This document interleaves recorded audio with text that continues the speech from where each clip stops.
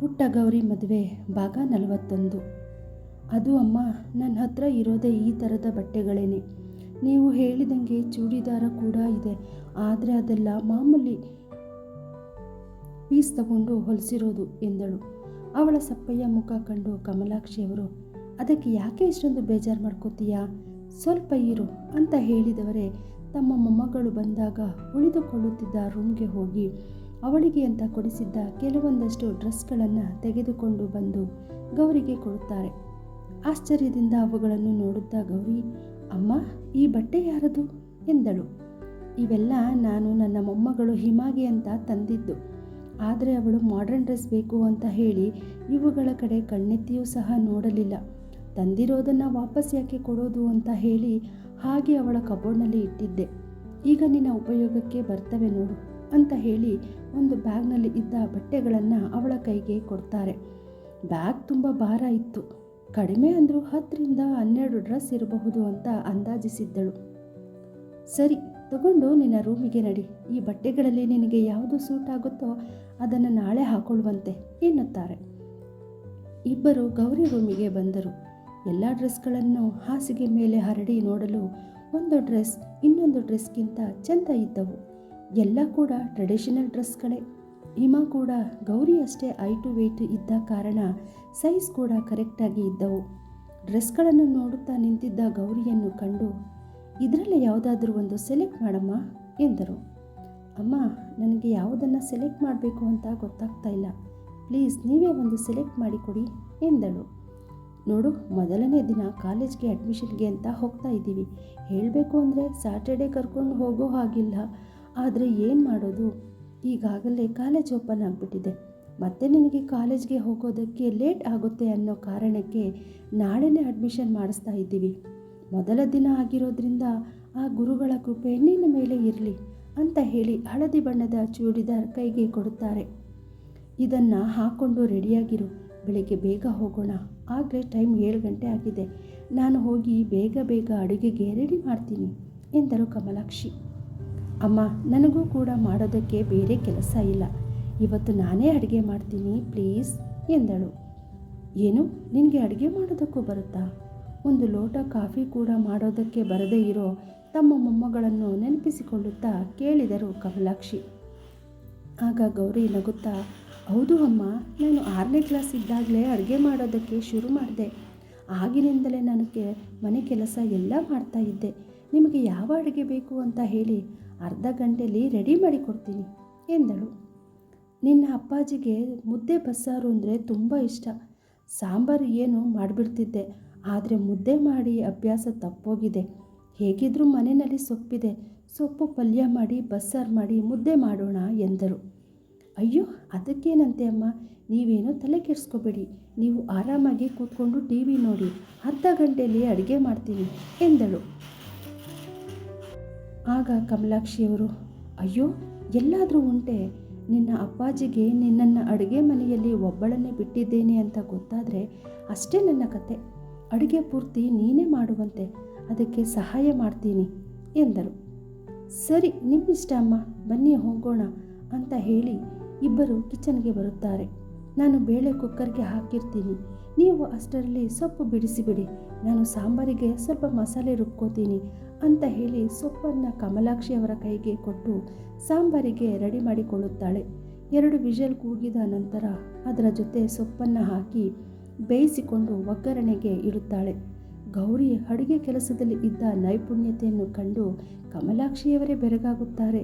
ಮುದ್ದೆ ಮಾಡಲು ಮಡಿಕೆ ಇಲ್ಲದ ಕಾರಣ ಒಂದು ಬಾಣಲೆಗೆ 3 ಜನಕ್ಕೂ ಬೇಕಾಗುವಷ್ಟು ನೀರನ್ನು ಹಾಕಿ ಮುದ್ದೆಗೆ ಇಡುತ್ತಾಳೆ. ಒಂದು ಸ್ಟವ್ ಮೇಲೆ ಪಲ್ಯ ಒಗ್ಗರಣೆ ಆಗುತ್ತಿದ್ದರೆ ಮತ್ತೊಂದು ಸ್ಟವ್ ಮೇಲೆ ಸಾಂಬಾರು ಬೇಯುತ್ತಿತ್ತು. ಇನ್ನೊಂದು ಕಡೆ ಮುದ್ದೆ ಮಾಡುತ್ತಿದ್ದಳು. ಕಮಲಾಕ್ಷಿಯವರು ಅವಳ ಕೈಗಳನ್ನೇ ಗಮನಿಸುತ್ತಿದ್ದರು. ಮನಸ್ಸಿನಲ್ಲಿ, ಹುಡುಗಿ ಅಡುಗೆ ಮಾಡೋದ್ರಲ್ಲಿ ತುಂಬ ಚುರುಕು ಎಂದುಕೊಂಡರು. ಸೊಪ್ಪನ್ನು ಬಿಡಿಸಿ ಕೊಟ್ಟಿದ್ದು, ಒಗ್ಗರಣೆಗೆ ಈರುಳ್ಳಿ ಕಟ್ ಮಾಡಿ ಕೊಟ್ಟಿದ್ದು ಬಿಟ್ಟರೆ ಬೇರೆ ಎಲ್ಲ ಅಡುಗೆ ಕೆಲಸ ಗೌರಿಯೇ ಮಾಡಿದ್ದಳು. ಇಬ್ಬರು ಸೇರಿ ಮಾಡಿದ್ದರಿಂದ ಅಡುಗೆ ಬೇಗ ತಯಾರಾಗಿತ್ತು. ಗೌರಿ ಮಾಡಿದ್ದ ಬಸ್ಸಾರಿನ ಗಮಲು ಪ್ರಹ್ಲಾದ್ರವರ ರೂಮ್ವರೆಗೂ ಹೋಗಿತ್ತು. ಅದರ ಗಮಲು ಹಿಡಿದುಕೊಂಡೇ ಅಡುಗೆ ಮನೆವರೆಗೆ ಬಂದಿದ್ದರು. ಅಷ್ಟರಲ್ಲಿ ಆಗಲೇ ಅಡುಗೆ ಕೆಲಸ ಮುಗಿದಿದ್ದರಿಂದ ಕಮಲಾಕ್ಷಿಯವರು ಎಲ್ಲ ಅಡುಗೆಯನ್ನು ಸರ್ವ್ ಬೌಲ್ಗೆ ಹಾಕಿ ಡೈನಿಂಗ್ ಟೇಬಲ್ ಮೇಲೆ ತಂದು ಇಡುತ್ತಾರೆ. ಅಡುಗೆ ಮನೆಯಲ್ಲಿ ಗೌರಿ ಎಲ್ಲ ಕೆಲಸ ಮುಗಿದಿದ್ದರಿಂದ ಕ್ಲೀನ್ ಮಾಡುತ್ತಾ ಇರುತ್ತಾಳೆ. ಆಗ ಪ್ರಹ್ಲಾದ್ರವರು, ಏನೇ ಕಮಲ, ಇವತ್ತು ಅಡುಗೆ ಒಳ್ಳೆ ಘಮ್ಮಂತ ವಾಸನೆ ಬರ್ತಾ ಇದೆ ಎಂದರು. ಬರೀ ಸ್ಮೆಲ್ಲಲ್ಲೇ ಹೊಟ್ಟೆ ತುಂಬಿಸ್ಕೊಂಡ್ರೆ ಹೇಗೆ? ಅದನ್ನು ತಿಂದು ರುಚಿ ಹೇಗಿದೆ ಅಂತ ಹೇಳಿ ಎಂದು ಕಮಲಾಕ್ಷಿಯವರು ಕೇಳಲು, ಅಡುಗೆ ಸ್ಮೆಲ್ಗೆ ಹೊಟ್ಟೆ ಹಸಿವು ಜಾಸ್ತಿ ಆಗ್ತಾ ಇದೆ, ಬಾ ಬೇಗ ಬೇಗ ಊಟ ಬಡಿಸು ಎಂದು ಅವಸರಪಡಿಸಿದರು. ತಟ್ಟೆಗೆ ಮುದ್ದೆ ಇಡುತ್ತಿದ್ದಂತೆ ನೋಡಿದ ಪ್ರಹ್ಲಾದ್ರವರು ಚಿಕ್ಕ ಮಕ್ಕಳ ಹಾಗೆ ಕಣ್ಣನ್ನು ಅರಳಿಸುತ್ತಾ, ವಾವ್ ಕಮಲ, ಇವತ್ತು ಮುದ್ದೆ ಮಾಡಿದ್ದೀಯಾ ಎಂದರು. ಬರೀ ಮುದ್ದೆ ಮಾತ್ರ ಅಲ್ಲ, ಬೇರೆ ಇನ್ನೂ ಇದೆ ಅಂತ ಹೇಳಿ ಸೊಪ್ಪು ಬಸ್ಸಾರು ಬಡಿಸಿದರು. ಸೊಪ್ಪು ಬಸ್ಸಾರು ಕಂಡವರ ಬಾಯಲ್ಲಿ ನೀರು ಬಂದಿತ್ತು. ಎಷ್ಟು ವರ್ಷ ಆಗಿದೆ ಕಮಲ ಇಂಥ ಊಟ ನೋಡಿ, ಥ್ಯಾಂಕ್ ಯು ಸೋ ಮಚ್ ಎಂದರು. ನಿಮ್ಮ ಥ್ಯಾಂಕ್ಸ್ ಆಮೇಲೆ ಹೇಳೋರಂತೆ, ಮೊದಲು ತಿಂದು ಹೇಗಿದೆ ಅಂತ ಹೇಳಿ ಎನ್ನಲು, ಒಂದು ಕೈ ಜಮಾಯಿಸೇ ಬಿಡ್ತೀನಿ ಅಂತ ಹೇಳಿ ಕೈಗೆ ಸಾಂಬಾರನ್ನು ಹಚ್ಚಿಕೊಂಡು ಮುದ್ದೆಗೆ ಕೈ ಹಾಕುತ್ತಾರೆ. ಒಳ್ಳೆ ಬೆಣ್ಣೆ ಮುದ್ದೆಗೆ ಕೈ ಹಾಕಿದ ಅನುಭವವಾಗಿತ್ತು. ಅಷ್ಟು ಸಾಫ್ಟ್ ಆಗಿ ಮುದ್ದೆ ಮಾಡಿದ್ದಳು. ಕಮಲ, ಮುದ್ದೆ ಅಂತೂ ತುಂಬಾ ಮೆತ್ತಗೆ ಇದೆ, ಮುದ್ದೆನೇ ಇಷ್ಟು ಚೆನ್ನಾಗಿದೆ ಅಂದಮೇಲೆ ಇನ್ನು ಸಾಂಬಾರು ಎಷ್ಟು ಚೆನ್ನಾಗಿರಬೇಡ ಎಂದು ಹೇಳುತ್ತಾ ಸಾಂಬಾರಿಗೆ ಹಚ್ಚಿ ಬಾಯಿಗೆ ಇಟ್ಟುಕೊಂಡು ಮುದ್ದೆಯನ್ನು ನುಂಗುತ್ತಾರೆ. ಕಮಲ, ನಿನ್ನ ಕೈಗೆ ಚಿನ್ನದ ಬಳೆ ಮಾಡಿಸಿ ಹಾಕಬೇಕು ಕಣೆ, ಅಷ್ಟು ಚೆನ್ನಾಗಿ ಮಾಡಿದ್ದೀಯಾ ಅಂತ ಹೇಳುತ್ತಾ ತಿನ್ನೋದನ್ನು ಮುಂದುವರಿಸುತ್ತಾರೆ.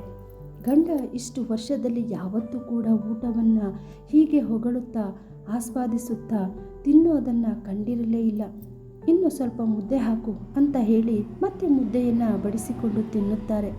ಸಂತೃಪ್ತಿಯಿಂದ ಊಟ ಮುಗಿಸಿದ ಪ್ರಹ್ಲಾದ್ರವರು ಹೆಂಡತಿ ಕಡೆ ನೋಡುತ್ತಾ, ಕಮಲ, ನಿನಗೆ ಏನು ಬೇಕು ಅಂತ ಹೇಳು, ನಾಳೆ ಬೆಳಗ್ಗೆನೇ ಅದು ನಿನ್ನ ಮುಂದೆ ಇರುತ್ತೆ. ಇಷ್ಟು ವರ್ಷದಲ್ಲಿ ಇವತ್ತೇ ನನಗೆ ನಿನ್ನ ಅಡುಗೆ ತುಂಬ ತೃಪ್ತಿಯಾಗಿತ್ತು ಎಂದರು.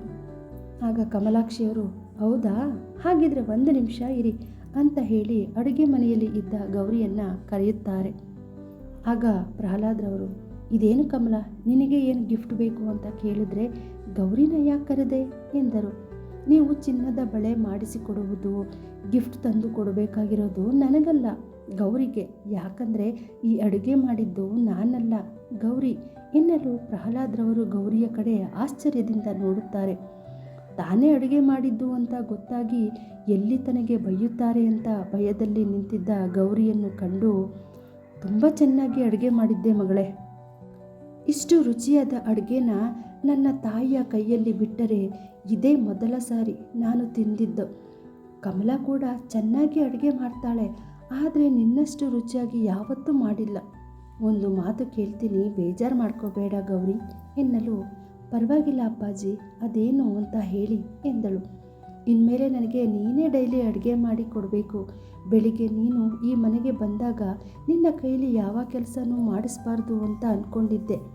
ಆದರೆ ಏನು ಮಾಡೋದು, ನಿನ್ನ ಕೈ ರುಚಿ ತಿಂದ ಮೇಲೆ ಅದನ್ನು ಬಿಡೋದಕ್ಕೆ ಮನಸ್ಸು ಬರ್ತಾ ಇಲ್ಲ ಎಂದರು. ಆಗ ಗೌರಿ, ಅಪ್ಪಾಜಿ, ನೀವು ಮಾತಿಗೂ ನನ್ನನ್ನು ಮಗಳೇ ಅಂತ ಅಂತೀರಾ. ಮಗಳಾದ ನಾನು ನಿಮಗೆ ಅಡುಗೆ ಮಾಡಿಕೊಡೋದ್ರಲ್ಲಿ ಯಾವ ತಪ್ಪು ಇಲ್ಲ ಅಲ್ವಾ? ತಂದೆಗೆ ಮಗಳು ಅಡುಗೆ ಮಾಡಿಕೊಳ್ಳೋದು ಕರ್ತವ್ಯ ಆಗುತ್ತೆ ಹೊರತು ಕೆಲಸ ಅಲ್ಲ. ನಮ್ಮ ಮನೆಯಲ್ಲೂ ಕೂಡ 2 ಟೈಮ್ ನಾನೇ ಅಡುಗೆ ಮಾಡ್ತಾಯಿದ್ದೆ. ನೀವೇನು ಅಂದ್ಕೋಬೇಡಿ, ಇನ್ಮೇಲೆ ನಾನೇ ನಿಮಗೆ ಬೆಳಿಗ್ಗೆ ತಿಂಡಿ, ರಾತ್ರಿ ಊಟ ಎಲ್ಲ ಮಾಡಿಕೊಡ್ತೀನಿ ಎಂದಳು. ಪ್ರಹ್ಲಾದ್ರವರು, ನೋಡು ಕಮಲ, ಗೌರಿ ಕೈಯಲ್ಲಿ ಅಡುಗೆ ಕೆಲಸ ಒಂದನ್ನು ಬಿಟ್ಟು ಬೇರೆ ಯಾವ ಕೆಲಸನೂ ಮಾಡಿಸ್ಬಾರ್ದು, ಗೊತ್ತಾಯ್ತಾ ಎಂದರು. ಆಯಿತು ರೀ, ನೀವು ಹೇಳ್ದಂತೆ ಆಗಲಿ, ಅಡುಗೆ ಕೆಲಸ ಬಿಟ್ಟು ಬೇರೆ ಯಾವ ಕೆಲಸ ಕೂಡ ಮಾಡಿಸೋದಿಲ್ಲ ಆಯಿತಾ ಎಂದರು. ಗೌರಿ, ಅಪ್ಪಾಜಿ, ಬೆಳಗ್ಗೆ ನಿಮಗೆ ಏನು ತಿಂಡಿ ಬೇಕು ಅಂತ ಹೇಳಿ ನಾನು ಅದನ್ನೇ ಮಾಡ್ತೀನಿ ಎಂದಳು. ಆಗ ಪ್ರಹ್ಲಾದ್ರವರು, ನನಗೆ ಅಕ್ಕಿ ರೊಟ್ಟಿ ತಿನ್ನಬೇಕು ಅಂತ ಅನ್ನಿಸ್ತಾ ಇದೆ ಕಣಮ್ಮ, ಕಡಲೆಕಾಯಿ ಚಟ್ನಿ ಮಾಡಿ ಅಕ್ಕಿ ರೊಟ್ಟಿ ಮಾಡಿಕೊಡ್ತೀಯಾ ಎಂದರು.